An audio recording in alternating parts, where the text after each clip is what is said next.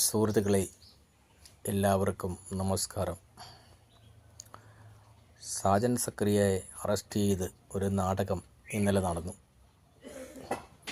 കോടതി തെറ്റുകാരനല്ല, വലിയ തെറ്റൊന്നും ചെയ്തിട്ടില്ല എന്നും പറഞ്ഞ് ജാമ്യത്തിൽ വിട്ടിട്ടുണ്ട്.